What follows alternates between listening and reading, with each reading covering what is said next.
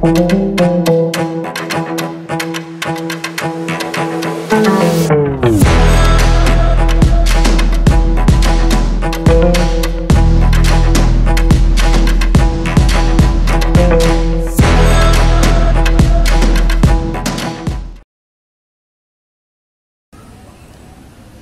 Allah azza wa jal, ya ayyuhalladzina amanu taqullaha haqqa tuqatih wa la tamutunna illa wa antum muslimun.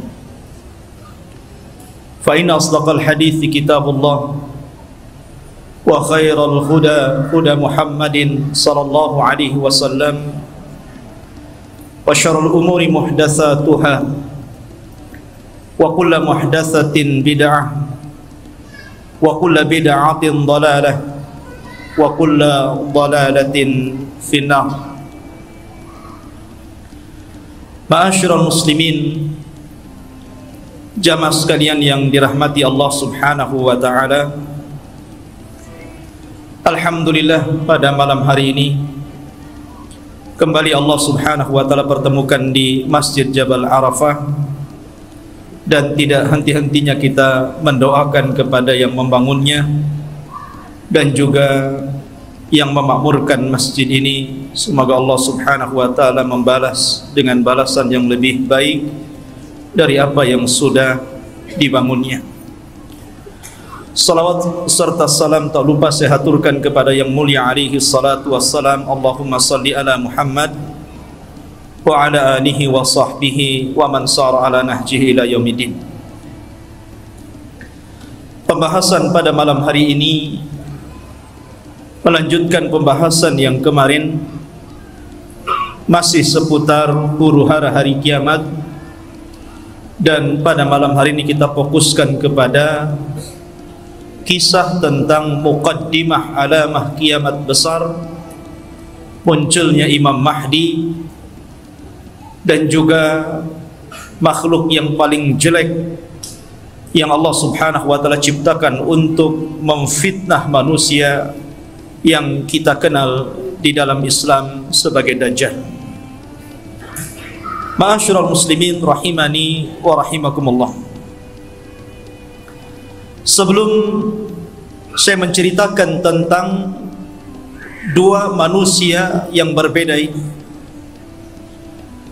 suatu ketika Ali radhiyallahu an ketika menjadi khalifah di Kufah, ketika dia berkhutbah, tiba-tiba ada seseorang yang bernama Sa'ad bin Suhan al-Abdi radhiyallahu an bertanya kepada Ali radhiyallahu an. Kata Sa'ad bin Suhan, ya Amiral Mu'minin, mata yakhrujad Dajjal? Wahai Amirul Mukminin, kira-kira kapan munculnya Dajjal itu? Maka Amirul Mukminin Ali radhiyallahu an beliau mengatakan, wahai Sa'sa, engkau bertanya kepadaku sesuatu yang sangat besar, maka akan aku jawab, dan tolong ingat-ingat jawabanku. Maka Ali radhiyallahu an mengatakan, idza amatan nasu salawat, apabila manusia sudah mulai meninggalkan salat,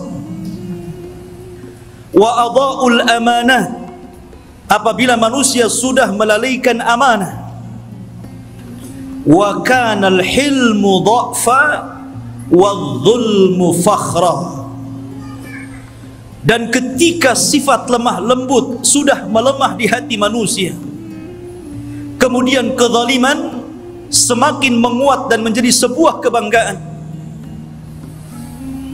maka di situ Dajjal akan keluar. Kemudian kata Ali radhiyallahu an, wa umara'uhum fajara wa wuzara'uhum khawana wa a'wanuhum zalama wa qurra'uhum fasaqah. Dan ketika para pemimpin yang diangkat adalah pemimpin-pemimpin yang bejat, Kemudian para menterinya adalah para pengkhianat-pengkhianat bangsa, dan para pendukungnya adalah orang-orang zalim, dan para ulamanya menjadi ulama-ulama ulama-ulama yang fasik. Maka ketika itu Dajjal akan keluar. Kemudian Ali radhiyallahu melanjutkan, wa dhahara al-jawru wa fasaz zina wa dhahara ar-riba wa quti'atil arham. Dan ketika kezaliman dan kelaliman menyeruak di tengah-tengah bumi ini, kemudian menyebarnya zina, tampaknya riba, dan orang sudah mulai memutuskan silaturrahim, maka itu juga alamat telah dekatnya munculnya Dajjal. Kemudian kata Ali radhiyallahu an, wattukhidatil qainat wa syuribatil khumur. Dan ketika manusia sudah mulai memanggil-manggil para penyanyi untuk menyanyi, kemudian khamar diminum secara bebas. Artinya di sini ikhwatu fiddin, maka kalau itu terjadi maka telah dekat kemunculannya. Dan hari ini kita lihat anak-anak kita dicuci otaknya oleh televisi-televisi. Kemudian dibayangkan kalau dia ingin seperti selebritis fulan dan fulana, karena merasa bahwa kalau menjadi artis dan selebritis itu hidupnya senang. Kemudian kata Ali radhiyallahu an, wa nuqidatil uhud wa dhuyyatil atamat wa tawanan nas fi salatil jamaah. Kemudian ketika manusia sudah mulai tidak peduli dengan janji, mereka khianati janji-janji. Kemudian sudah lemah, orang lemah untuk melakukan qiyamul lail. Dan hari ini kita lihat ada orang ikhwatu fiddin, dia rela tidur di siang hari hanya untuk nonton bola dunia di malam hari. Bangun dia di malam hari, kopinya sampai 1 ember biar nggak tidur, dia rela seperti itu ya. Kemudian dan manusia sudah mulai lalai dan malas untuk sholat di masjid, tentu bagi laki-laki. Padahal kata Ali radhiyallahu an, perhatikan, wa zakhraful masajid wa tawwalul manabir wa halul masahif. Padahal masjid pada hari ini kita saksikan hampir semua masjid itu tidak ada yang jelek, semua bagus, besar-besar, indah-indah. Tapi kemana orang-orang yang sholat di dalamnya? Kemudian menara tinggi-tinggi, sampai sekarang mencari masjid, mengenali masjid itu lebih mudah dengan cara apa? Melihat menara. Oh, di sana ada masjid, dari mana antum tahu? Tuh menaranya. Artinya orang dimudahkan untuk mencari dan melangkahkan ke masjid. Karena apa? Tidak disusahkan orang cari masjid, tapi orang malas ke masjid. Kemudian juga mereka mulai meninggalkan mushaf. Padahal cetakan Al-Quran itu hampir setiap tahun dicetak, disebarkan di mana-mana.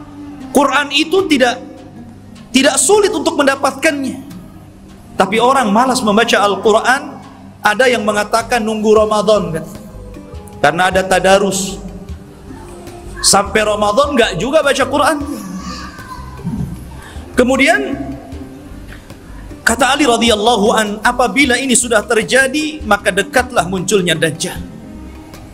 Kemudian Ali melanjutkan, wa akhadur rusha wa akalur riba wasta'malus sufaha wastakhaffu bid-dimah.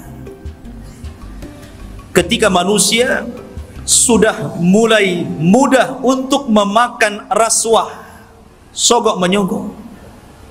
Di negeri kita ini korupsi itu bukan hanya tingkat level atas saja, level bawah pun sama.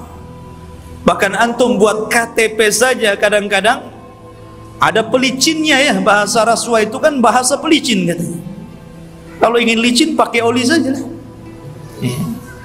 Jadi ikhwatu fiddin yang dimuliakan Allah Azza wa Jalla, dan ini sudah banyak di mana-mana. Hampir semua sektor pekerjaan itu mesti ada rasuah. Padahal Rasul mengatakan ar-rasi wal murtasi finnar. Orang yang memberikan sogokan, orang yang memakan sogokan sama-sama di neraka. Wa akalur riba. Dan orang sudah gemar memakan riba. Bahkan ada orang yang nggak mau kerja dengan cara menyimpan uangnya di bank-bank konvensional. Dia hanya makan bunganya saja. Bahkan riba di hari ini subhanallah luar biasa. Karena riba itu mudah didapati hampir di semua tempat. Di tiang listrik ada riba, di pohon pisang ada riba, di pagar-pagar orang ada riba, gitu kan. Silahkan pinjam dengan gadekan bunga kecil, kan. Jadi semua orang terlibat dengan riba. Kemudian ketika manusia sudah mulai menjadikan para pemimpin-pemimpin yang jahil, pemimpin-pemimpin yang bukan bidangnya, dia letakkan di situ. Harusnya ketika Anda mencari pemimpin atau pengurus untuk memimpin sesuatu, cari pemimpin-pemimpin yang layak dan bisa mengurus urusannya.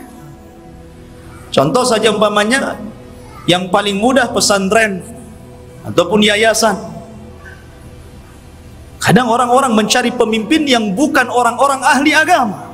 Macam mana orang yang bukan ahli agama memimpin pesantren yang notabene di situ diajarkan Al-Quran dan Sunnah? Jadi apa itu pesantren jadinya? Ini okelah pesantren-pesantren. Lah yang lebih dari itu seperti kepala desa, lurah, camat, bupati, sampai kepada presiden. Ketika manusia sudah melalaikan itu, dan mereka juga menganggap remeh persoalan darah. Kalau orang sudah menganggap remeh persoalan darah, ikhwan, maka itu alamat telah dekat keluar Dajjal. Anda bisa saksikan hari ini di medsos, setiap hari kita mendengar ada orang yang membunuh dan ada orang yang dibunuh. Sampai sering saya katakan, orang yang membunuh bingung kenapa bisa membunuh, orang yang dibunuh lebih bingung lagi, kenapa Anda membunuh saya? Apa alasan saya Anda bunuh? Makanya bayi-bayi yang dibuang itu kemudian meninggal dalam kardus, meninggal di solokan, meninggal di tong-tong sampah, meninggal di parit-parit, itu di hadapan Allah akan datang ke hadapan Allah dan mengatakan wal mau'udatu su'ilat bi ayyi dzambin qutilat. Atas dosa apa kau bunuh aku? Aku ini salah apa? Aku masih kecil. Aku tidak mendolimi siapapun. Aku masih fitrah. Kenapa aku dibunuh? Kemudian kata Ali radhiyallahu anhu, kalau sudah seperti ini, dekatlah munculnya Dajjal. Kemudian kata Ali radhiyallahu anhu, wa ba'ud dina bid dunya. Dan ketika manusia sudah mulai menjual agama dengan murahnya urusan dunia. Ada seorang wanita nikah dengan bule, nikah dengan orang-orang yang di luar daripada agama Islam. Dia rela pindah agama, yang penting rekening saya gendut, kendaraan saya mewah, rumah megah, kos-kosan banyak, dan begitu seterusnya. Kemudian kata Ali radhiyallahu anhu, wattajaratil mar'atu ala zawjiha hirsan ala dunya. Diperhatikan ibu-ibu. Dan ketika kaum wanita mudah untuk meminta cerai kepada suaminya hanya urusan dunia. Saya sering ke pengadilan agama dan saya lihat tingkat perceraian itu luar biasa di Batam. Dan banyak para wanita yang menggugat cerai suaminya hanya gara-gara faktor dunia. Bukan tidak boleh menggugat cerai, kalau ada alasannya silahkan. Tapi kalau urusan dunia, kemudian itu menjadikan seorang istri kurang ajar kepada suami dan meminta cerai begitu saja, apalagi karena ada orang ketiga yang lebih hebat, lebih wah, lebih banyak hartanya, ini sudah lain urusannya. Kemudian kata Ali radhiyallahu an, wa raqibatin nisa 'alal mayasir.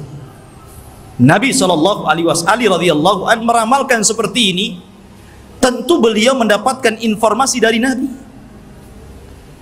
Dan apabila wanita sudah mulai membawa kendaraan sendiri, di zaman Rasul kendaraan pakai kuda, pakai unta, jarang perempuan naik unta kan, paling dibonceng. Makanya di sini Ali tidak mengatakan dan para wanita menaiki al-ibil, unta, tetapi mengatakan al-mayasir, ditujukan kepada kendaraan-kendaraan modern, mobil, motor. Ya, kalau mungkin jaraknya bukan jarak safar, hanya keliling-keliling di Batam, ke pasar.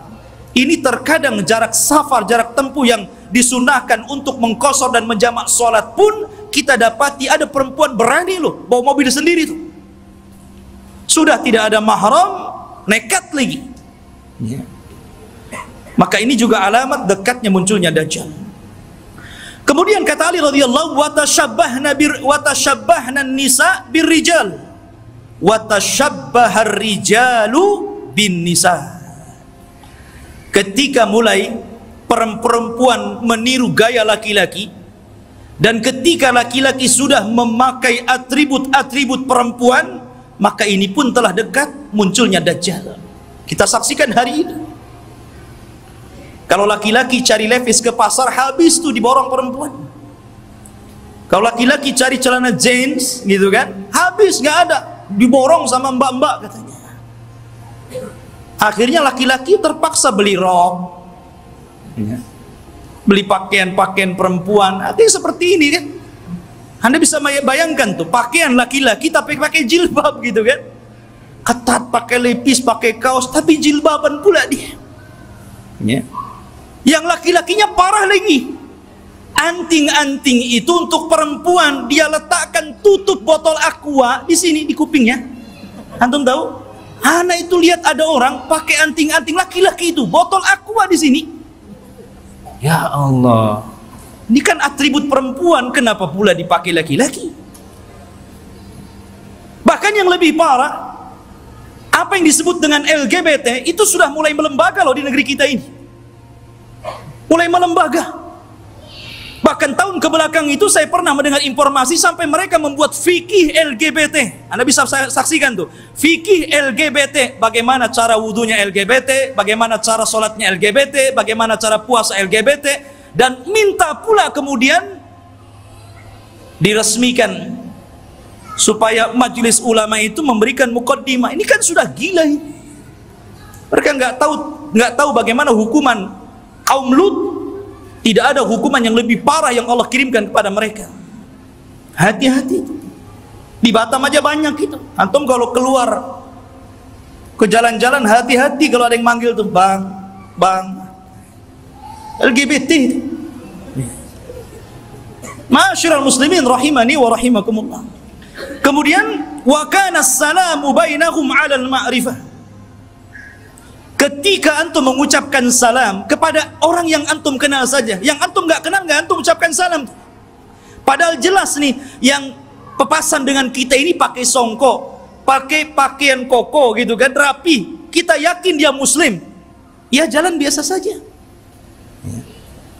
Paling antum itu mengucapkan salam sama yang antum kenal saja. Kalau nampak ada janggutnya, celananya cingkrang, pakai gamis, assalamualaikum. Nah ini sudah tanda-tanda ini.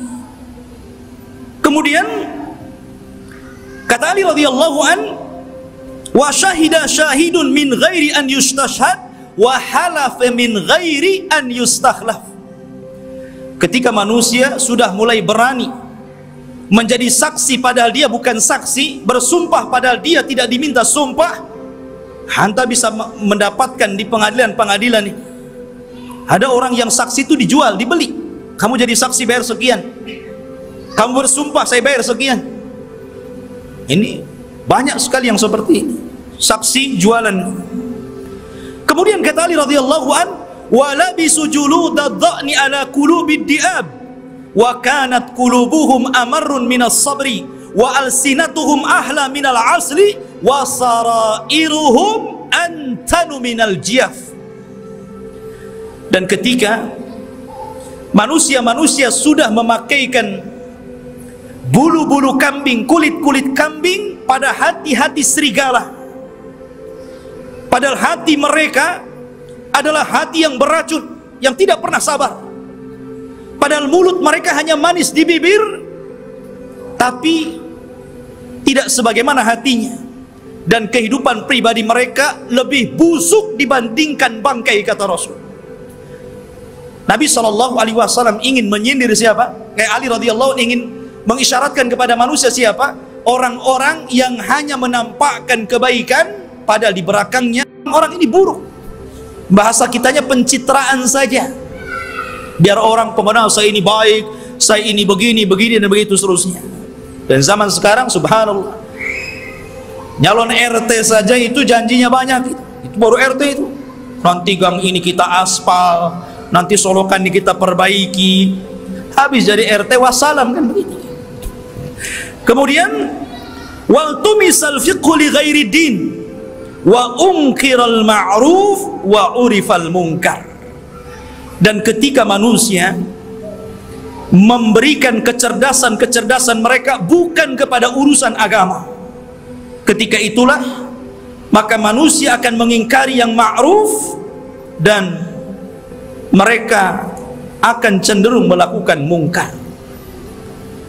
Kan banyak ikhwan, kita sebagai orang tua tentu kita bisa melihat potensi anak. Anak saya ini cerdas, hafalannya mudah, ya.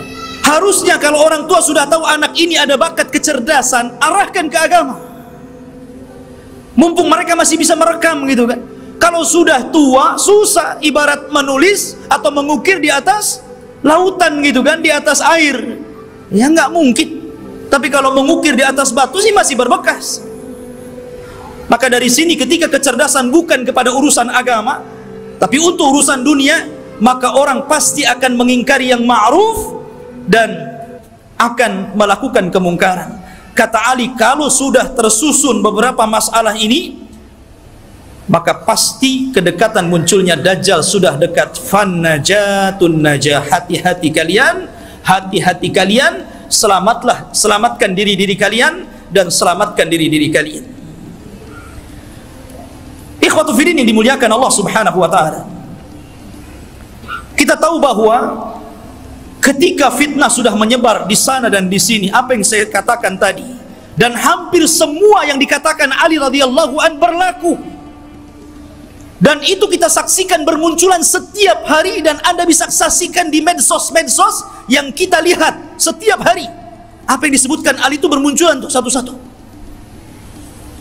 Lah ketika ini sudah terjadi, maka muqaddimah alamat kiamat besar akan muncul. Apa muqaddimah alamat kiamat besar? Khurujul Mahdi, keluarnya Imam Mahdi. Ini yang kita akan bahas. Ma'asyiral muslimin rahimani wa rahimakumullah. Kita tahu bahwa kemunculan Imam Mahdi dan kemunculan Dajjal itu hampir beriringan. Imam Mahdi dulu, baru kemudian Dajjal. Dan Nabi SAW mengatakan Dajjal tidak mungkin keluar kecuali ala khiffatin minad din wa qillatin minal ilmi. Dajjal tidak mungkin keluar sampai manusia lemah dalam agama dan sedikit pengetahuan tentang Dajjal. Ketika orang sudah tidak berkhutbah lagi menceritakan tentang Dajjal, ketika pengajian sudah tidak disinggung lagi tentang bab Dajjal, ketika orang-orang sudah tidak peduli dengan kisah-kisah Dajjal, maka ketika manusia lalai, muncullah makhluk yang jahat ini. Ma'asyiral muslimin rahimani wa rahimakumullah. Pada minggu yang lalu sedikit saya akan ulas sebelum kemunculan Imam Mahdi. Nabi SAW mengatakan Imranu Baitil Maqdis kharabu Yathrib. Apabila pusat kekuatan kaum muslimin sudah dipusatkan di Baitul Maqdis, di Yerusalem, alhamdulillah, kita bersyukur kepada Allah Subhanahu wa taala. Allah telah menggagalkan keinginan barat untuk memindahkan Israel Raya di tengah-tengah kota Yerusalem. Ini sebuah nikmat. Tapi walaupun kemudian terjadi, maka itu adalah alamatul qiyamah. Itulah yang memang akan berlaku di akhir zaman. Berarti kalau ini berlaku, tanda-tanda itu semakin dekat dan dekat. Kata Nabi SAW, apabila seluruh kaum muslimin dari belahan dunia sudah mempusatkan kekuatan mereka di Yerusalem, tepatnya di Baitul Maqdis, kharabu Yasrib, ketika itu kota Yasrib, kota Madinah dan Mekah akan ditinggalkan manusia. Padahal Mekah dan Madinah itu ketika itu dalam posisi sebaik-baiknya ekonomi, tapi akan ditinggalkan dan akan berhijrah ke Baitul Maqdis. Wa kharabu Yasrib khurujul malhamah, dan ketika Yasrib roboh, Madinah roboh, kosong, tidak ada orang karena hijrah semua ke Syam, maka ketika itu muncullah malhamatul kubra, perang besar. Malhamah itu diambil dari kata-kata lahmun. Lahmun itu artinya daging.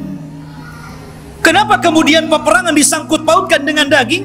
Karena ketika itu peperangan, setelah orang melakukan peperangan dengan alat-alat canggih, maka alat-alat itu kemudian dimusnahkan, maka kembali peperangan menjadi peperangan kembali ke alat-alat tradisional. Boleh jadi mungkin diawali dengan perang nuklir dulu, karena masing-masing negara punya nuklir gitu kan, masing-masing negara punya rudal, punya senjata hebat. Boleh jadi mukaddimah peperangan ini dilakukan dengan cara perang teknologi dulu. Setelah kemudian hancurnya negeri-negeri, senjata pun sudah tidak ada lagi, hanya bangkai-bangkai besi-besi tua, disitulah kemudian peperangan akan kembali ke perang tradisional. Disinilah pembenaran sabda Nabi SAW, agar anda melatih diri dengan cara berkuda, dengan cara menombak, dengan cara memanah, dengan cara berpedang, karena perang akan kembali ke zaman itu.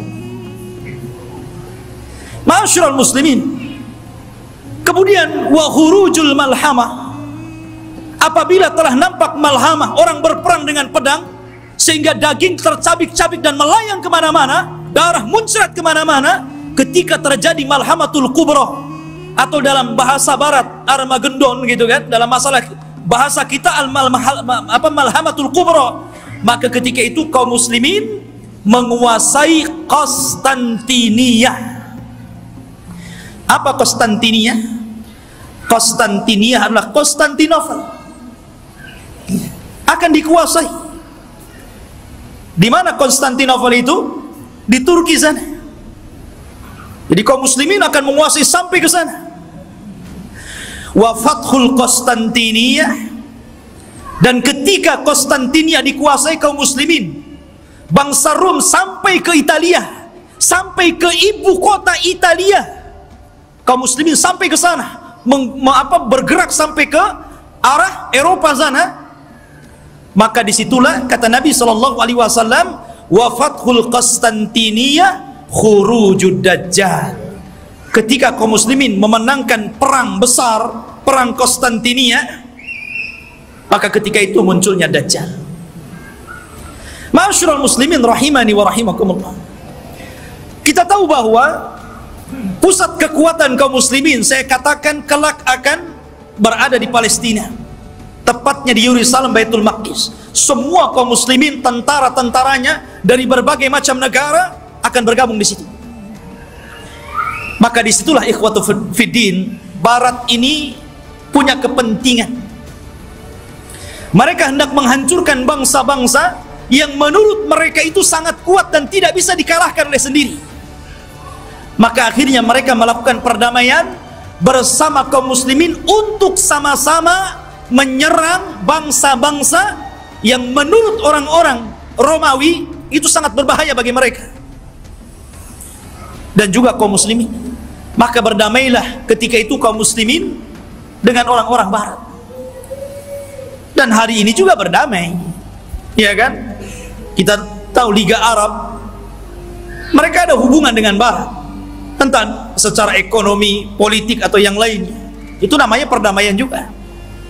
Tapi di akhir zaman, yang namanya perdamaian itu tentu setelah adanya peperangan. Kalau tidak ada peperangan, mau damai apa? Perang dulu baru damai, ya. Makanya Nabi SAW mengatakan, tastalihuna antum warrum sulhan aminah. Kalian kaum muslimin di akhir zaman akan berdamai dengan orang-orang Nasrani, orang-orang Romawi. Dan ketika itu orang-orang Romawi aktsarun nas, orang yang paling banyak pasukannya. Mereka tuh banyak sekali. Cuman masalahnya, kalau memang orang-orang Nasrani itu mereka kuat, kenapa tidak langsung menyerang kaum muslimin? Karena kaum muslimin itu walaupun sedikit ditakuti oleh orang-orang kafir. Lihat di zaman Rasul, perang Badar 300 melawan 1300, menang. Lihat perang Mu'tah. Antum tahu perang Mu'tah? Perang Mu'tah itu perang di mana kaum muslimin berhasil memerangi orang-orang Romawi. Nabi menulis surat kepada Raja Romawi. Suratnya itu dirobek, utusannya dibunuh. Marah orang-orang Romawi ini, akhirnya menyiapkan pasukan bergerak untuk menyerang Nabi. Kata Nabi, kalau mereka menyerang kita di Madinah, maka akan banyak terbunuh, laki-laki, perempuan, anak-anak, kakek-kakek. Ini tidak adil. Kita siapkan pasukan, kemudian kita sambut mereka. Akhirnya Nabi SAW mempersiapkan pasukan. Kata Nabi, wahai Zaid, peganglah bendera. Kalau kau mati, ganti dengan Ja'far. Kalau Ja'far mati, ganti dengan Abdullah ibn Rawahah. Perangkat. Dan di antara pasukan ada Khalid ibn Walid, tapi tidak dijadikan pemimpin karena baru masuk Islam. Berangkat mereka ke Mu'tah. Ya. Ketika melihat jumlah mereka berlipat-lipat banyaknya dengan kaum muslimin, wajar, manusia. Zaid mengatakan, apakah kita perlu pulang ke Madinah memberitahu Rasul? Atau bagaimana? Nggak imbang nih, pasukan Romawi banyak sekali, sementara pasukan kita sangat sedikit sekali. Tetapi karena mereka sudah kadung keluar membawa pasukan besar, sementara pasukan Romawi lebih besar daripada itu, akhirnya Allah takdirkan mereka pun melakukan peperangan. Subhanallah, di awal peperangan Zaid meninggal dunia. Kemudian bendera ditangkap oleh Ja'far. Ja'far meninggal dunia, terputus seluruh anggota badannya, termasuk dua tangannya terputus. Dia pegang bendera, diputus ininya, dipegang kirinya, diputus ininya, dipegang dadanya, dibelah akhirnya. Nabi berada di Madinah, tahu tuh karena wahyu. Kata Nabi, semoga kedua tangan Ja'far digantikan kedua sayap di sorga dan dia bisa terbang sesukanya. Ja'far meninggal dunia, dipegang Abdullah ibn Rawahah. Abdullah ibn Rawahah meninggal dunia, bingung kaum muslimin. Ini tidak ada lagi pemimpin pasukan. Maka mereka melirik kepada Khalid ibn Walid. Akhirnya dipegang dialah. Dia punya strategis perang yang luar biasa. Pasukan yang ribuan itu bisa dikalahkan oleh strategis Khalid ibn Walid. Sampai ada seorang Romawi bertanya kunci kemenangan kepada Khalid. Khalid, bagaimana engkau bisa memenangkan peperangan ini sementara jumlah kalian kecil dan jumlah kami besar? Kemudian Khalid memberikan kuncinya. Kata Khalid, nahnu qaumun nuhibbul maut kama tuhibbul haya. Kami kaum yang cinta kematian sebagaimana kalian cinta kehidupan. Berani mati, itulah kuncinya. Ya. Ma'asyiral muslimin rahimani wa rahimakumullah. Lah, perang ini akan berlaku kelak di akhir zaman. Tetapi orang-orang Islam akan bergabung dan melakukan perdamaian bersama orang-orang Romawi, kemudian akan menyerang sebagian. Ada yang memprediksi maksudnya yang diserang adalah negara-negara yang mereka berada di benua Asia. Ya, mungkin Cina, mungkin Korea, mungkin negara-negara, kita tidak tahu, Allahu a'lam. Karena Rasul tidak menyebutkan negara mana yang diserang. Rasul hanya mengatakan wa tagzuna aduwan miwaraihim. Kalian akan berperang dengan musuh dari belakang kalian. Tidak disebutkan siapa mereka.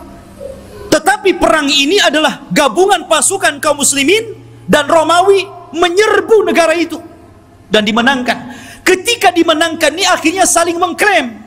Kata orang Nasrani, ini kemenangan kami. Kata orang Muslim, tidak, ini kemenangan kami. Sehingga muncullah satu orang Romawi, satu orang Salibi mengatakan ghalabas salib, ghalabas salib, ghalabas salib.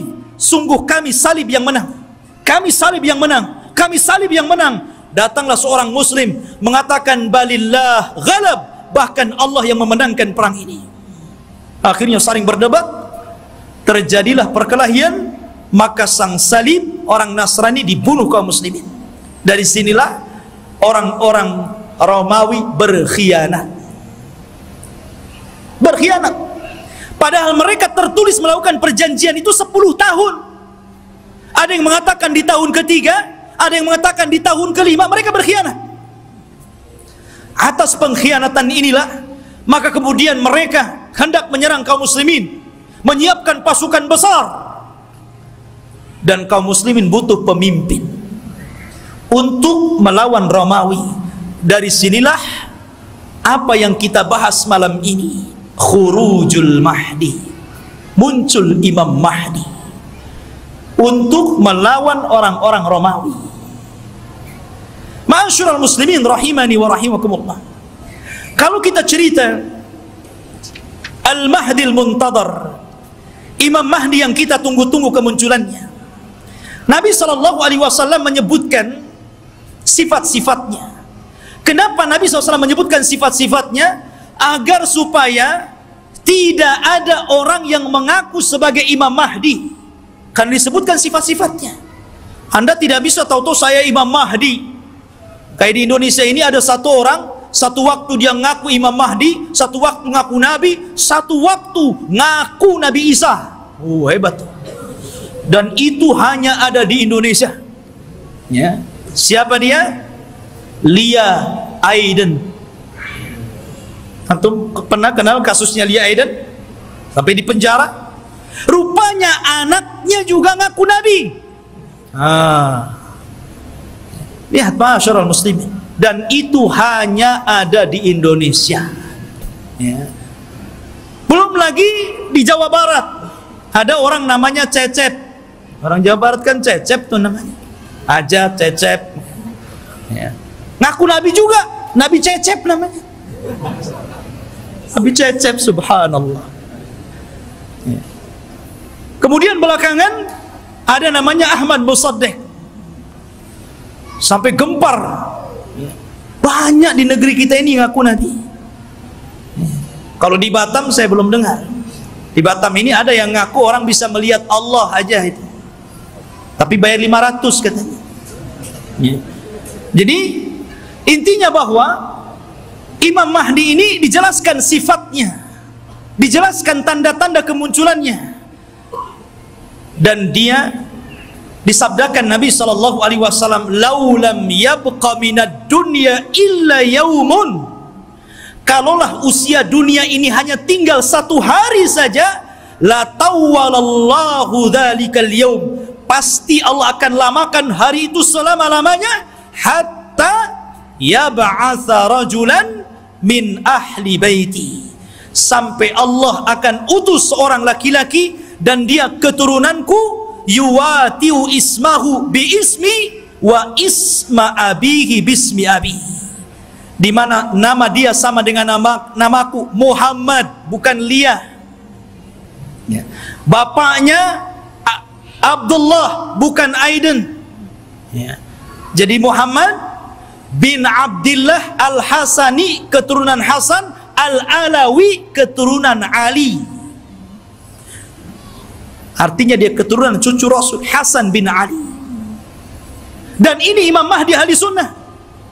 Berbeda dengan Imam Mahdi Syiah. Mereka menganggap Imam Mahdi Syiah itu keturunan Husain.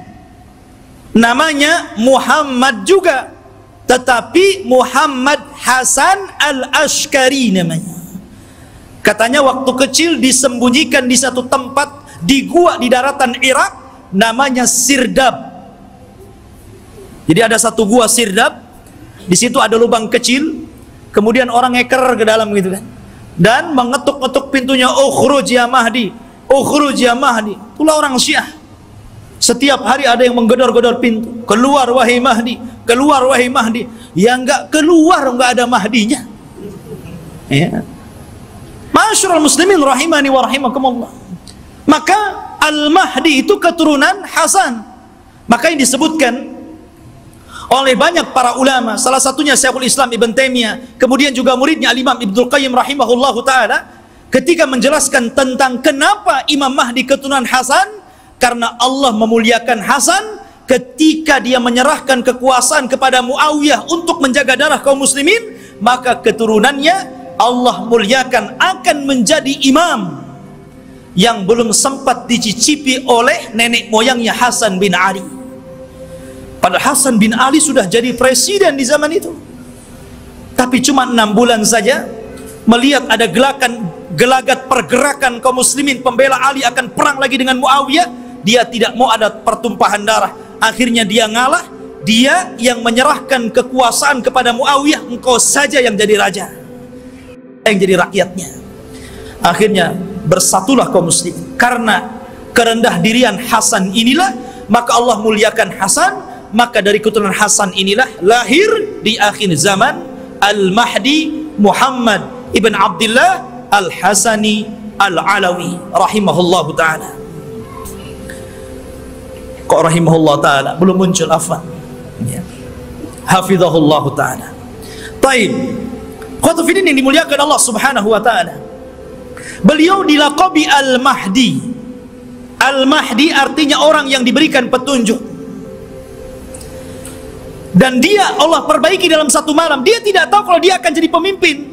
Dia seorang thalabul ilmi, ahli ibadah. Dia tidak tahu kalau dia akan diangkat.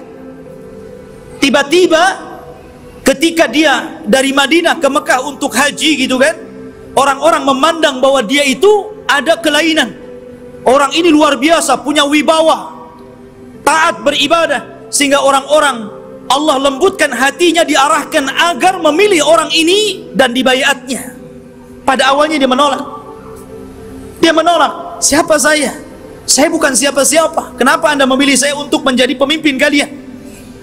Tapi kemudian dia pun istikharah di malam hari itulah Allah perbaiki dia dalam satu malam. Allah berikan ilmu, kecerdasan, kepemimpinan, subhanallah, sehingga dalam satu malam kun fayakun. Idza arada syai'an an yaqula lahu kun fayakun. Kalau Allah menghendaki sesuatu, tinggal katakan kun fayakun, jadi dia ya. Kemudian pembaiatan kepada Imam Mahdi inilah tersebar sampai akhirnya datang tentara dari Syam untuk membunuh Imam Mahdi yang ada di Mekah. Berangkat mereka pasukan itu ya. Tapi ketika mereka sampai di Baida antara Mekah dan Madinah, Allah kirimkan gempa yang sangat besar sehingga mewafatkan dan menghancurkan mereka. Kata Nabi SAW, sebelum datang tanda-tanda kiamat akan muncul, maka akan terjadi 3 gempa. Gempa dari arah timur, gempa dari arah barat, dan gempa di Jazirah Arab. Inilah gempa di masa Imam Mahdi, menghancurkan semua pasukan yang akan menyakiti Imam Mahdi. Sampai orang yang jalan pun ikut mati, orang yang mau dagang ikut mati. Sehingga Aisyah bertanya kepada Rasul, wahai Rasul, bagaimana orang yang ikut mati yang tidak bersalah dan hendak membunuh Imam Mahdi itu? Kata Nabi SAW, yub'atsu yaumal qiyamah ala niyatihim. Mereka akan dibangkitkan pada hari kiamat sesuai dengan niat mereka. Intinya ikhwatu fiddin, Imam Mahdi ini kemudian dibaiat di depan makam Ibrahim, di depan Ka'bah. Kemudian berangkat dari Mekah ke Madinah dan diikuti oleh pasukan yang sangat besar. Kemudian mereka hijrah ke Syam, bergabung dengan pasukan yang sudah siap tempur melawan orang-orang Romawi. Akhirnya ketika sampai di Syam, mereka membaiat Imam Mahdi, dan disitulah mulai peperangan besar. Perang besar Malhamatul Kubra. Ma'asyiral muslimin rahimani wa rahimakumullah. Dan kita tahu bahwa Imam Mahdi ini berkuasa atau diberikan kekuasaan oleh Allah Subhanahu wa taala tidak lama. Antara 7 sampai 8 tahun saja, ada yang mengatakan sampai 9 tahun. Dan dalam kekuasaan kaum muslimin, Imam Mahdi itu betul-betul membawa perdamaian, keadilan, kesuburan, bahkan saking adilnya Imam Mahdi, Allah turunkan berkahnya dari langit karena dia telah berhukum dengan hukum Allah. Kata Allah, walau anna ahlal qura amanu wattaqau lafatahna alaihim barakatim minas sama wal ard.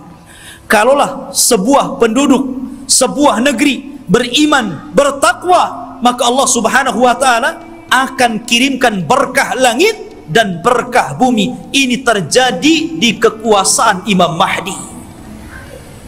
Kaum muslimin, harta dibagi rata sehingga tidak ada miskin, tidak ada kaya, semua sama. Imam Mahdi berhukum dengan hukum Allah, dan dia menggunakan khilafah dengan khilafah minhaj nubuwah. Ma'asyiral muslimin rahimani wa rahimakumullah.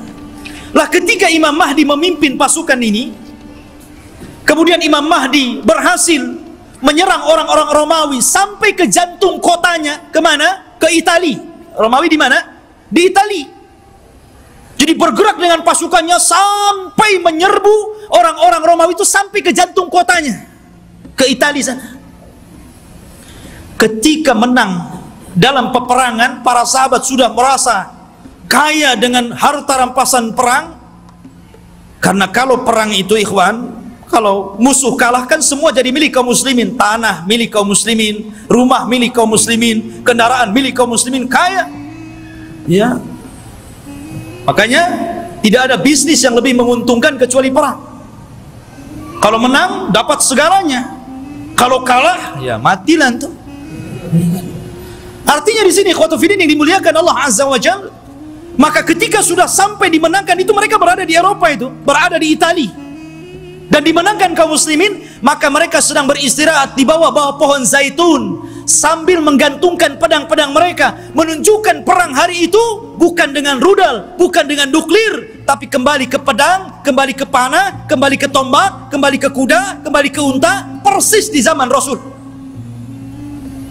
Disitulah syaitan datang, kemudian berteriak bahwa Dajjal telah muncul di Syam dan membawa pasukan dan akan masuk ke rumah-rumah mereka. Oh, mendengar itu, maka Imam Mahdi mengutus 10 orang yang berkuda. Kata Nabi SAW, aku kenal siapa nama-namanya, aku kenal bagaimana kudanya, dan mereka adalah sebaik-baik penunggang kuda pada hari itu. Itu Rasul yang mengatakan. Jadi mereka diutus Rasul untuk membenarkan apakah kedatangan Dajjal itu memang ada ataukah hanya isu. Jadi 10 orang ini yang sudah dijanjikan oleh Nabi SAW, kelak Imam Mahdi akan mengutus 10 orang. Rasul tahu namanya, Rasul tahu kudanya, dan mereka adalah penunggang-penunggang yang terbaik ketika itu. Berangkatlah 10 orang ini ke Syam. Rupanya tidak benar, tidak ada pasukan Dajjal yang akan menyerbu rumah-rumah mereka. Tapi memang pada hari itu Dajjal muncul. Dajjal muncul pada hari itu, tapi tidak menyerang rumah-rumah mereka. Sehingga mereka bergerak tuh, pasukan kembali ke Syam. Disinilah bermula kisah Dajjal. Bicara tentang Dajjal ikhwatu fiddin yang dimuliakan Allah Subhanahu wa taala. Dajjal itu adalah makhluk Allah Subhanahu wa taala. Dia bukan Tuhan. Dia adalah keturunan dari Bani Adam. Bukan setan, bukan jin, bukan juga iblis. Bahkan dia lebih hebat daripada jin, lebih hebat daripada setan lagi. Tapi dia keturunan Bani Adam. Ma'asyiral muslimin, suatu ketika Nabi SAW mendatangi para sahabat. Sahabat sedang bicara tentang Dajjal. Saking banyaknya Rasul membicarakan tentang Dajjal di khutbah-khutbahnya, di majelis ta'limnya, di perang-perangnya, selalu cerita Dajjal, sehingga sahabat menyangka jangan-jangan Dajjal itu ada di kebun kurma Madinah. Ya. Maka Nabi SAW mendatangi mereka, dan sahabat mengatakan, ya Rasulullah, aktsartal hadis anhu fakhifna hatta dhananna anna ad-dajjal fi atrafin nakhli. Wahai Rasul, kau terlalu banyak menceritakan Dajjal sehingga kami takut jangan-jangan Dajjal itu sudah ada di kebun kurma. Maka Nabi SAW mengatakan, bukan demikian. Jangan kalian mencelaku karena aku banyak bercerita tentang Dajjal. Karena ini fitnah lebih besar daripada harta, lebih besar daripada fitnah anak-anak, lebih besar daripada fitnah peperangan yang menghancurkan negara dan membunuh kaum muslimin. Lebih besar daripada fitnah-fitnah ini semuanya. Kata Nabi SAW, ghairu Dajjal akhwafuni alaikum. Tidak ada yang lebih aku takutkan kepada kalian kecuali fitnah Dajjal. In yakhruju fikum, kalau seandainya Dajjal itu muncul kepada kalian, wa ana hayyun, dan saya masih hidup, fa ana hajiju dunakum, saya yang akan melawannya, saya yang akan berperang dengan dia. Akan tetapi kata Rasul, iyakhruju fikum wa ana mayyitun, kalau Dajjal keluar kepada kalian dan saya sudah mati, fa kullu nafsin dha'iqatul maut, setiap jiwa pasti mati. Kata Nabi SAW, famru'un hajiju nafsahu, maka setiap orang harus membela dirinya masing-masing, karena tidak ada yang bisa melawan Dajjal kecuali seorang Nabi, maksudnya Nabi Isa. Makanya ketika Nabi SAW mendengar ada di Madinah seorang anak kecil yang Allah berikan keanehan dari ilmu-ilmu jin, namanya Saf, atau dikenal dengan Ibnu Sayyad, anaknya seorang Yahudi. Sifat-sifatnya sama dengan Dajjal yang diceritakan Nabi, anak kecil ya. Bahkan sebagian para sahabat bersumpah bahwa dia Dajjal. Salah satunya Umar ibn Khattab radhiyallahu an bersumpah dia Dajjal, dan Rasul membiarkan sumpahnya dan tidak mengingkari. Akhirnya Rasul datang dengan Abu Bakar, dengan Umar, ingin mengecek tentang keberadaan anak kecil namanya Saf, atau disebut dengan Ibnu Sayyad ini. Berangkat Rasul, kemudian masuk ke kampung Yahudi. Rupanya betul ada anak kecil yang sedang bermain-main dengan anak-anak yang lainnya. Kemudian Nabi memanggil anak kecil namanya Saf itu dan mengatakan, ya Saf, atashhadu anni Rasulullah, wahai Saf, apakah engkau bersaksi saya adalah utusan Allah? Anak kecil nengok Nabi, kemudian dia mengatakan, ashhadu annaka nabiyul ummi, aku bersaksi engkau adalah Nabi yang diutus oleh Allah subhanahu wa ta'ala. Tiba-tiba Saf berbalik tanya kepada Rasul, ya Muhammad, atashhadu anni Rasulullah, hei Muhammad, maukah kau bersaksi aku juga utusan Allah? Bayangkan, anak kecil ngomong di hadapan Rasul, mau enggak kau bersaksi saya juga utusan Allah sama dengan kamu? Kata Rasul, amantu billahi walir rasul, aku beriman kepada Allah dan kepada Rasulnya saja. Bahkan Nabi SAW makin yakin, karena Dajjal itu kemunculannya akan mengaku Nabi dan berakhir mengaku Tuhan ya. Maka kemudian kata Nabi SAW, ya Saf, inni khaba'tu laka khaba'an, wahai Saf, dalam hatiku, dalam dadaku, aku menyembunyikan beberapa kalimat, karena ketika itu Rasul baru diturunkan ayat kepadanya, surah kepadanya, namanya suratul Dukhan, dan itu para sahabat belum tahu, baru turun kepada Rasul suratul Dukhan.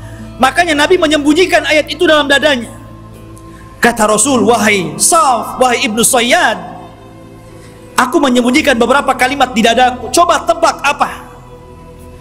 Kata si Saf ini memandang dada Rasul, tiba-tiba dia mengatakan, duh, duh. Dia tidak bisa mengatakan dukhan, tapi sudah benar awalnya, karena Rasul menyembunyikan kalimat dukhan, tapi dia tidak sempurna. Dia mengatakan duh, duh, duh. Maka Rasul langsung mengatakan, ikhsha falan ta'du wa qadrak, jelek engkau, celaka engkau, engkau tidak mungkin bisa meneruskan kalimat-kalimat yang ada di dadaku. Tapi dari Rasul makin bingung, jangan-jangan ini betul-betul Dajjal nih ya, dia tahu isi hati saya gitu, anak kecil si Saf ini ya. Akhirnya Rasul pulang. Kemudian pada waktu yang lain dia ajak lagi Umar dan Abu Bakar, ingin mengecek lagi keberadaan si Saf ini. Setelah ketemu dan hendak kemudian diintai dan kembali ingin diuji, tiba-tiba datang ibunya, melihat ada Rasul sallallahu alaihi wasallam dan ibunya kenal. Ya Saf, ataka Muhammadun. Ya Saf, ataka Muhammadun. Hei Saf, Muhammad sudah datang di sampingmu. Maka Safun kemudian langsung pergi kemudian di belakang ibunya. Kata Nabi sallallahu alaihi wasallam, "Lau tarakathu latabayyana amruhu." Kalau ibunya ketika itu tidak memanggil-manggil, tentu aku sudah tahu siapa si Saf ini. Apakah Dajjal atau bukan Dajjal. Tetapi ikhwatu fiddin, kenyataannya si Saf ini kemudian tumbuh besar dan dia masuk Islam. Tapi dalam hati para sahabat masih ragu masalahnya. Jadi dia sudah tua, masuk Islam, sahabat masih ragu, itu masih ketakutan dengan si Saf ini, Ibnu Sayyad yang sudah besar dan masuk Islam. Jangan-jangan dia Dajjal pura-pura masuk Islam. Jadi suatu ketika Abu Sa'id Al-Khudri radhiyallahu an, ketika Saf ini hendak berangkat haji dan para sahabat banyak yang sudah berangkat duluan, rupanya Abu Sa'id Al-Khudri ketinggalan dan Saf atau Ibnu Sayyad yang sudah tua, sudah dewasa gitu kan. Ketika itu Abu Sa'id Al-Khudri karena kecapean kemudian berada di bawah pohon untuk istirahat. Tiba-tiba si Saf ini baru datang mau haji juga gitu kan.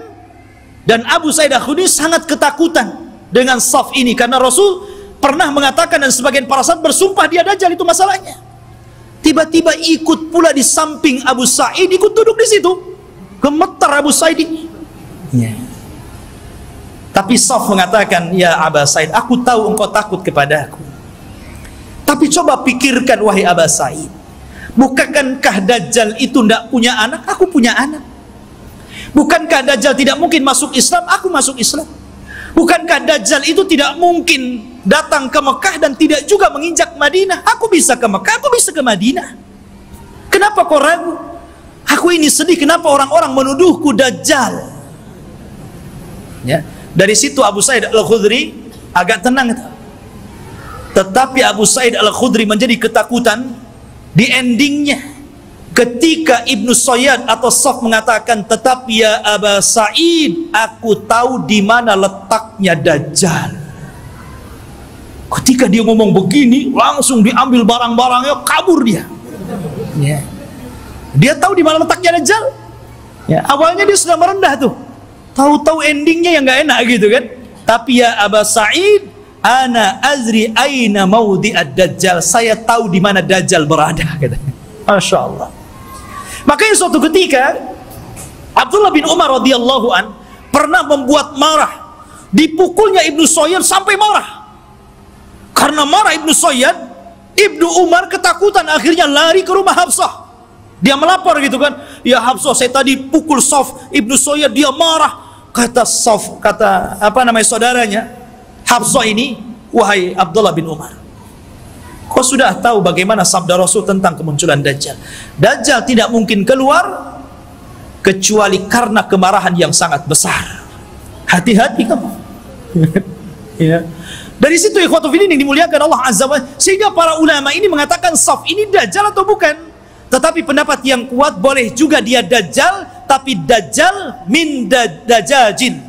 Dajjal yang lainnya. Karena Rasul mengatakan di akhir zaman akan muncul dajjaluna kadzabuna salasuna kulluhum yad'una annahum nabi. Akan muncul zamannya di mana dajjal para pendusta 30 orang akan mengaku dia nabi. Maka mungkin boleh jadi salah satunya adalah Ibnu Sayyad. Karena Ibnu Sayyad tidak dikisahkan meninggalnya, tiba-tiba dia hilang begitu saja. Ya. Ma'asyiral muslimin, ataupun mungkin dia jasus, mata-matanya Dajjal, kita tidak tahu. Tapi yang jelas Dajjal itu sudah ada. Di zaman Nabi SAW sampai ada kisah yang luar biasa dari seorang sahabat namanya Tamim ibnu Aus Ad-Dari. Tamim ibnu Aus Ad-Dari ini masuk Islam belakangan, 2 tahun sebelum wafatnya Rasul. Di tahun ke-9 Hijriah dia baru masuk Islam. Dan dia seorang pelaut. Jadi suatu ketika Tamim Ad-Dari ini banyak berjasa juga dalam Islam, walaupun dia tidak lama berjumpa dengan Rasul, tapi dia orang yang menerangi masjidnya Rasul dengan pengalamannya, dan dia pula yang membuat mimbar Rasul. Ini Tamim ibnu Aus Ad-Dari ini. Ya. Jadi suatu ketika sebelum dia masuk Islam, dia berlayar ke lautan. Tidak tahu di laut mana, karena kemunculan Dajjal itu tidak jelas. Cuman Rasul mengatakan dari arah timur kota Madinah. Ketika Rasul, apakah di laut Syam? Tidak. Apakah di laut Yaman? Tidak. Lalu di mana? Dari timur Madinah. Dari timur Madinah, yang mungkin mengarah ke Irak, ke Iran, begitu kan? Karena Dajjal juga akan muncul di situ. Jadi Tamim ibnu Aus Ad-Dari ini berlayar. Tiba-tiba diombang-ambingkan dengan 30 awaknya. Kemudian terdampar di satu tempat, semuanya hutan belantara. Ada yang mengatakan di laut Yaman. Jadi ketika dia merasa, ini saya sudah mati atau belum? Rupanya belum mati. Maka dengan pasukannya masuk ke dalam hutan.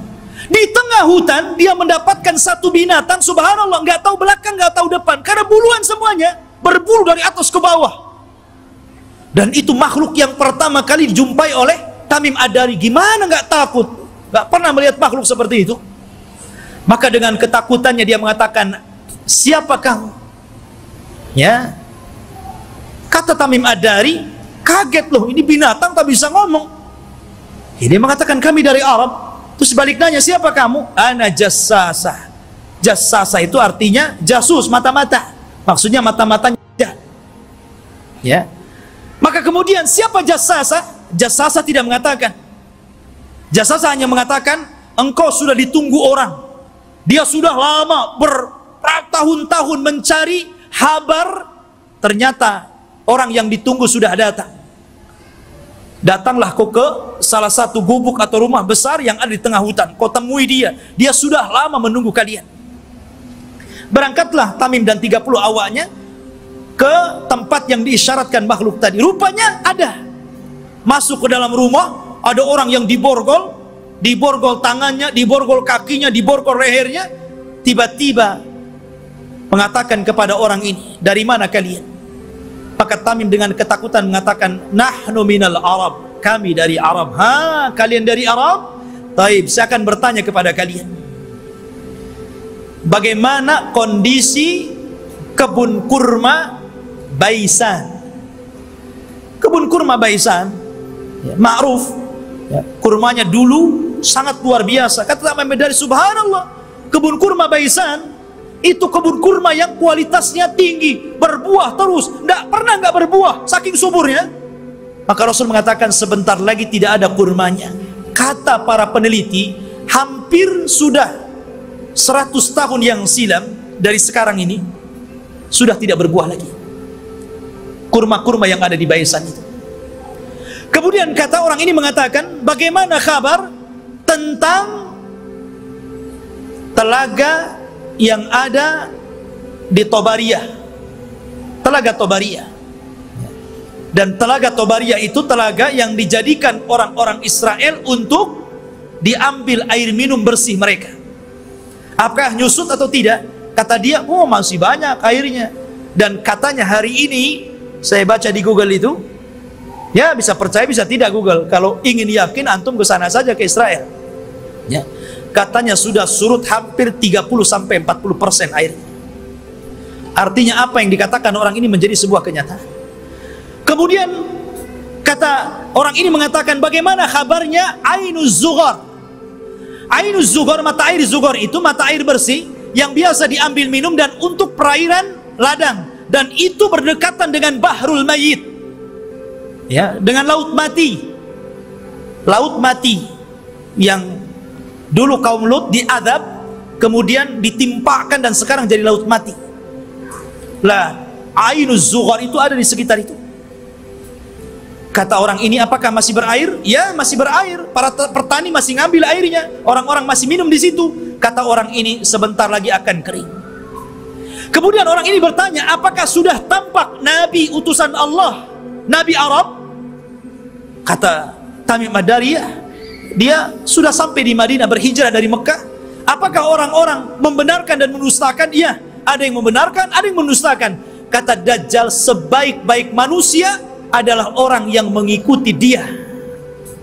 Dajjal saja nyuruh kita ikut Nabi, ya. Dia mengatakan apa? Sebaik-baik orang adalah ikut dia, ya. Dajjal tuh, ya. Sekarang yang bukan Dajjal nggak mau ikut Nabi, nggak mau juga nyuruh orang ikut sunnah Nabi. Ada orang ikut sunnah Nabi dikatakan Wahabi. Ya kan? Ma'asyiral muslimin rahimani wa rahimakumullah. Maka kemudian Tamim Ad-Dari ketakutan, nggak mau lagi berdialog banyak-banyak, gitu kan? Dia langsung pergi pulang, cari jalan keluar. Allah takdirkan sampailah dia ke Madinah tepat pada tahun 9 Hijriah. Kemudian masuk Islam. Disitulah dia bercerita tentang pertemuan dia dengan makhluk yang aneh itu. Kata Nabi, tahukah kamu, manusia yang kau temui itu adalah Dajjal. Artinya sudah pernah ditemui salah seorang sahabat. Dan inilah satu-satunya kisah dari sahabat yang diriwayatkan Rasul, kemudian diriwayatkan kepada para sahabatnya. Rasul tidak pernah mengambil riwayat dari para sahabat. Yang ada sahabat meriwayatkan dari Nabi. Ini tidak, Nabi meriwayatkan dari sahabat, kemudian diriwayatkan ke sahabat yang lainnya. Satu-satunya sahabat yang diambil riwayatnya adalah Tamim Ad-Dari. Karena Rasul kan tidak punya, apalagi Tamim Ad-Dari seorang Nasrani sebelumnya. Ya. Maka dari situ ikhwatu fiddin, kata Nabi SAW di hadapan para sahabatnya, dia bercerita sambil bawa tongkat. Maka Nabi SAW mengatakan, kelak Dajjal itu akan sampai ke sini. Maksudnya Madinah dan Mekah, tapi dia tidak akan bisa masuk. Dajjal itu hanya bisa yatarakab, hanya bisa mengintip di balik bukit Uhud. Karena seluruh kota Madinah dan Mekah akan dipagari malaikat, di tangannya pedang-pedang yang siap untuk membunuh Dajjal. Dajjal ketakutan. Dia hanya bisa melihat dari atas bukit Uhud. Dilihatnya Masjid Nabawi, tepatnya kuburan Nabi, bercahaya warna putih. Kemudian Dajjal mengatakan, hada qasrul abiyad, hada qasru Ahmad. Inilah istananya Muhammad, inilah istana putih. Dan subhanallah, apa yang dikatakan Dajjal menjadi sebuah kenyataan. Kalau antum umroh atau Allah takdirkan antum haji gitu kan, cobalah antum melihat Masjid Nabawi di malam hari dari kejauhan. Naiklah ke bukit Uhud gitu kan, antum lihat Masjid Nabawi, tepatnya kuburan Rasul, maka akan dilihat ada cahaya putih. Dari tempat itu ada cahaya putih yang ke atas, membenarkan apa yang dikatakan Dajjal. Dan Dajjal tidak akan sanggup masuk ke kota ini, maksudnya kota Madinah, sambil memukul-mukul, hadhihi tayyibah, hadhihi tayyibah, hadhihi tayyibah, kata Rasul. Inilah negeri yang disucikan, inilah negeri yang disucikan, inilah negeri yang disucikan. Dajjal tidak mungkin masuk ke negeri ini, Mekah dan Madinah. Makanya di zaman itu salah satu tempat yang aman dari Dajjal, berangkatlah antum ke Mekah dan Madinah. Cuman sayang nggak ada pesawat. Antum kira-kira naik apa tuh dari Batam ke sana? Ya, nggak ada lagi pesawat terbang. Ya, mungkin belum sampai dah mati antum di jalan. Ya. Jadi khotbah yang dimuliakan Allah Azza wa Jalla, kata Nabi SAW ketika bicara Dajjal, beliau mengatakan, sesungguhnya ayyuhan nas, innaha lam takun fitnatun ala wajhil ardi mundu dhara Allahu dzurriyyata Adam a'zam min fitnatid Dajjal. Wa innallaha lam yab'ats nabiyyan illa hadzara ummatahu Dajjal wa ana akhirul anbiya wa antum akhirul umam. Wahai manusia, tidak ada satupun fitnah yang lebih dahsyat ketika Allah menciptakan anak Adam dibandingkan fitnah Dajjal. Karena andailah seluruh dukun-dukun yang ada di dunia dikumpulkan, kemudian melakukan kontes sihir, maka sihir mereka jauh di bawah sihir Dajjal. Nggak ada dukun, walaupun satu dunia melawan Dajjal, nggak akan bisa dilawan. Sihirnya luar biasa. Ya, itu dukun tuh memang luar biasa sihirnya. Diberikan oleh Allah Azza wa Jalla kekuatan sehingga orang mudah untuk percaya bahwa dia Tuhan kita. Itu masalahnya. Kalau tukang sihir itu kan ma'ruf di zaman Nabi Musa. Justru ketika Nabi Musa menampakkan mukjizatnya, semua tukang sihir beriman kepada Musa, walaupun belakangan dibunuh semua oleh Firaun. tapi mereka orang yang dimasukkan ke dalam sorga padahal tidak pernah sujud kepada Allah sedikit pun, karena beriman kepada Musa. Ya. Lah kata Nabi SAW, sejak zaman Adam dilahirkan dan anak cucunya sampai hari ini, tidak ada fitnah yang lebih besar daripada fitnah Dajjal. Dan tidak ada satupun Nabi yang Allah utus kecuali memperingatkan umatnya tentang kemunculan Dajjal. Nabi Syuaib memperingatkan umatnya tentang kemunculan Dajjal. Nabi Saleh, Nabi Yakub, nabi-nabi yang lainnya, Nabi Ibrahim, Nabi Sulaiman, Nabi Daud, dan seluruh para nabi, mereka mengingatkan tentang kemunculan Dajjal. Kalau seluruh para nabi dan rasul mengingatkan akan kemunculan Dajjal, termasuk juga Nabi kita Muhammad SAW, maka cukuplah ini bukti bahwa fitnah Dajjal itu sangat dahsyat, karena seluruh para nabi memperingatkannya. Ini antum harus paham. Ya. Ma'asyiral muslimin, sedikit kita mengenal ciri-ciri Dajjal. Dajjal itu keriting rambutnya. Bukan berarti yang keriting dia Dajjal. Jadi dia memiliki rambut keriting yang dipintal.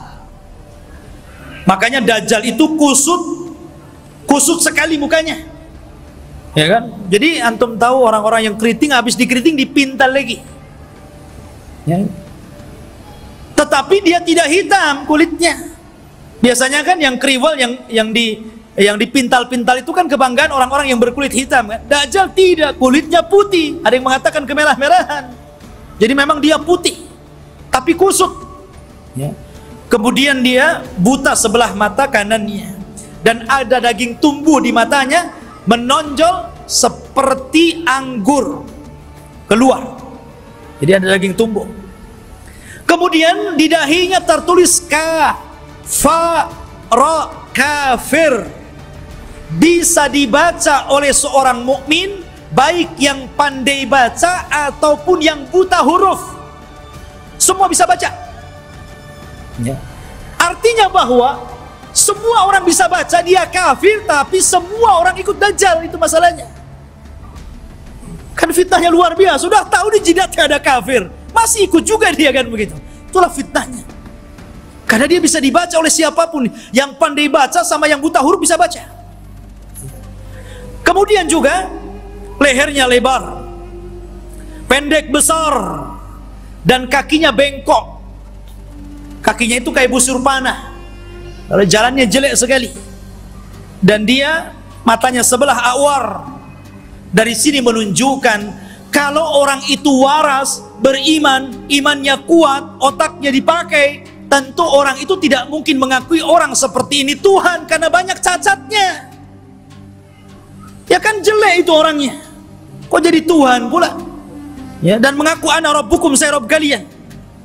Tapi masalahnya walaupun penampilannya seperti itu, tapi dia diberikan kekuatan oleh Allah yang Allah tidak berikan kepada yang lainnya. Makanya ketika Dajjal mengaku Tuhan, maka Allah langsung mengatakan innahu a'war fa innallaha laisa bi'a'war. Dajjal itu a'war, buta sebelah kanannya, dan Allah tidak buta dan tidak buta sebelah. Ya. Ma'asyiral muslimin rahimani wa rahimakumullah. Lah Dajjal ini ikhwatu fillah yang dimuliakan Allah Azza wa Jalla, dijelaskan juga di antara fitnah-fitnahnya secara umum, karena waktu juga yang terus berjalan. Di antara fitnah-fitnah Dajjal yang paling besar adalah mengaku nabi. Kemudian setelah itu mengaku Tuhan. Ini fitnah yang paling besar. Fir'aun ngaku Tuhan, gak punya kesaktian. Makanya tidak banyak orang yang ikut Fir'aun, itu karena takut saja nggak mengakui Fir'aun itu Tuhan, kan gitu. Begitu juga Namrud atau raja-raja zalim yang lainnya. Tapi Dajjal ini bukan karena takut, karena takjub dengan kehebatannya. Makanya orang banyak yang ikut Dajjal. Anda bisa bayangkan, Dajjal ini datang ke negeri yang rusak. Anggaplah kayak Suriah gitu kan, udah roboh, sudah nggak bisa lagi dibangun, nggak mungkin lagi mau berapa ratus tahun lagi membangun kota ini. Dajjal itu datang ke kota yang roboh itu. Kemudian Dajjal mengatakan, keluarlah wahai bumi, pembendaharaan kalian. Tiba-tiba kota itu kembali cantik, ya kan? Kembali subur, kembali mewah, kembali megah. Kambing-kambingnya penuh dengan susu, unta-untanya gemuk-gemuk. Subhanallah, Anda bisa bayangkan itu, ya? Siapa yang lebih hebat sihirnya dari tukang-tukang sihir dibandingkan Dajjal? Dan sebaliknya, kalau ada kota bagus, subur, banyak ternaknya, kemudian Dajjal lewat, kemudian tidak beriman kepada Dajjal, langsung ambruk, langsung gersang, langsung pada mati, gitu kan? Subhanallah, ya. Seperti ini fitnahnya. Bahkan suatu ketika Dajjal ini mendatangi sebuah perkampungan, kemudian mengatakan, bagaimana kalau kuhidupkan keluarga kalian? Apakah ibu kalian, apakah anak yang kalian cintai, atau siapalah, terserah di antara keluarga kalian, siapa yang mau kuhidupkan, kuhidupkan. Tapi syaratnya setelah itu beriman bahwa aku Tuhan kalian. Wah, orang kampung keluar semua tuh. Maka yang ingin ibunya dihidupkan, kata Dajjal, ditunjuk kuburan ibunya itu. Maka setan datang, fatamatsala lahu kemudian berubah menjadi seolah-olah ibunya, seolah-olah anaknya, seolah-olah suaminya, seolah-olah bapaknya, seolah-olah kerabat-kerabatnya. Akhirnya mereka pun berkumpul, kemudian memeluk suaminya, istrinya, ibunya, macam-macam, dan mengatakan kepada keluarganya, ikutilah orang itu karena dia adalah Tuhan. Nah, lihat, seperti itu. Nggak ada tukang sihir yang bisa kayak gini, kecuali Dajjal, ya. Sampai suatu ketika dia hendak mendatangi Mekah dan Madinah, Dajjal memukulkan kakinya beberapa kali, pukulan terjadi gempa. Akhirnya seluruh orang kafir dan munafik yang ada dalam Madinah keluar semuanya. Ketika itu ada anak muda yang kuat imannya menantang Dajjal. Dia cari Dajjal di kerumunan pasukannya yang diikuti 70 orang-orang Asfahan, Yahudi Asfahan. Dan mereka menggunakan selendang-selendang yang hari ini orang-orang Yahudi memakainya, toyalis. Selendang yang dipakai di bahu-bahu mereka itu, toyalis namanya, ya. Lah kemudian anak muda ini ditangkap oleh tentara Dajjal. Kemudian ditanya, mau kemana mau kamu? Saya mau ketemu rajamu Dajjal. Di mana dia? Akhirnya dihadapkan. Kemudian Dajjal memerintahkan pasukannya untuk memukuli. Habis dipukuli dihadapkan kepada Dajjal. Kemudian Dajjal memerintahkan algojonya untuk menggergaji. Digergaji jadi dua tuh, dari atas kepala pertengahannya sampai ke muka, sampai ke belah jadi dua. Habis belah jadi dua, Dajjal berjalan di tengah-tengahnya. Kemudian mengatakan kepada pengikutnya, kalau aku hidupkan dia, makin yakin engkau dengan aku bahwa aku Tuhan kalian. Semua mengatakan, ya, engkau Tuhan kami. Maka Dajjal mengatakan, kum. Akhirnya jadi satu lagi itu tubuhnya, ya, kayak punya ilmu rawa rontek, ya, jadi satu itu, ya. Kemudian setelah itu Dajjal sudah menghidupkan lagi, semua orang berteriak, antal ilah, engkau adalah Tuhan. Maka Dajjal mengatakan kepada anak muda ini, maukah engkau bersaksi bahwa saya adalah Tuhan kalian? Maka anak muda ini ternyata tidak mengatakan, saya semakin yakin anta dajjalul kadzdzab. Saya semakin yakin engkau itu Dajjal, pendusta yang disabdakan Rasul sallallahu alaihi wasallam. Oh, marah Dajjal. Akhirnya Dajjal mengambil pisau dan hendak membunuhnya, tapi tidak bisa karena takut kelemahannya diketahui orang-orang. Akhirnya dia pegang tubuhnya dan dilemparkan ke dalam api. Tapi anak muda ini sempat berteriak, engkau tidak akan bisa membunuh kecuali diriku, yang lain tidak bisa, ya. Ma'asyiral muslimin rahimani wa rahimakumullah. Dari sini menunjukkan bahwa luar biasa Dajjal ini. Lah Dajjal ini akan memimpin pasukan besar. Makanya orang-orang Yahudi mereka bermimpi kalau terbentuk Haikal Sulaiman dan robohnya Masjidil Aqsa, kemudian berkumpulnya pasukan, mereka mengatakan, kami sedang menunggu Mesius kami. Mesius itu bahasa mereka, bahasa kita Dajjal. Bahasa kita Dajjal. Makanya kalau kita melihat simbol Zionis itu kan gambar mata gitu. Walaupun Zionis itu sudah tidak asli lagi Yahudi, Karena Zionis itu tidak berpegang dengan Taurat, tapi berpegang dengan Talmud. Talmud itu Taurat yang sudah dirobah-robah, yang kemudian menjadi protokoler Yahudi. Harus begini, harus begini, harus begini. Itu Talmud, bukan Taurat. Mereka mengklaim saja Taurat, lahirlah agama Zionis ini. Ya. Intinya bahwa kenapa orang-orang Yahudi bermimpi untuk merebut Yerusalem? Ya tadi, karena di situ mereka memimpikan bahwa Mesius akan datang kepada mereka dan akan memimpin mereka. Ini dibenarkan dalam Islam. Karena Dajjal itu akan muncul di situ. Dan akan dibunuh juga di situ. Di Babil Lud atau gerbang Lud yang sekarang menjadi kota yang diagungkan orang-orang Israel. Di tengah-tengah Israel. Babil Lud itu. Dan Dajjal akan dibunuh di situ. Makanya ikhwatu fillah ini dimuliakan. Wajar kalau orang-orang Yahudi berusaha untuk menguasai dunia karena mereka bermimpi bahwa Dajjal akan memimpin mereka.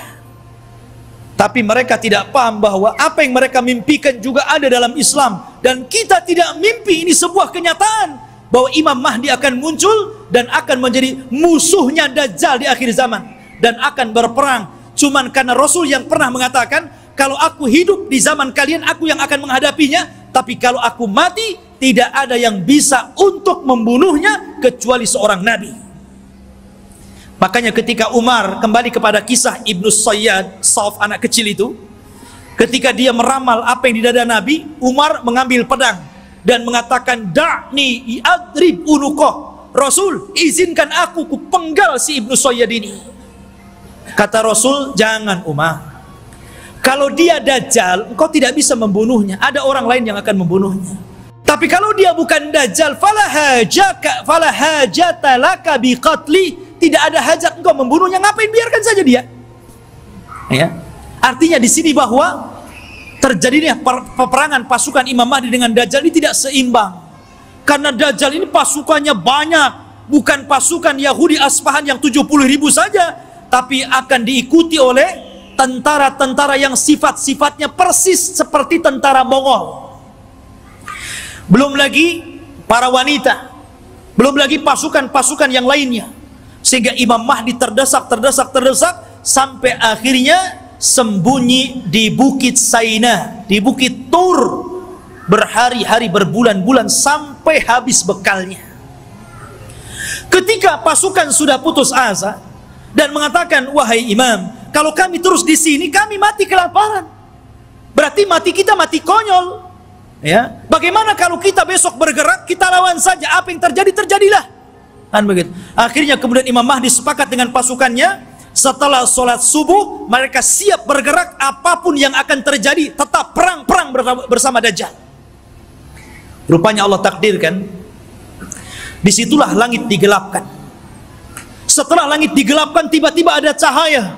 Rupanya dari dua malaikat yang mengapit seseorang yang nafasnya bisa membunuh sejarak sekian dan sekian kalau dihirup orang kafir.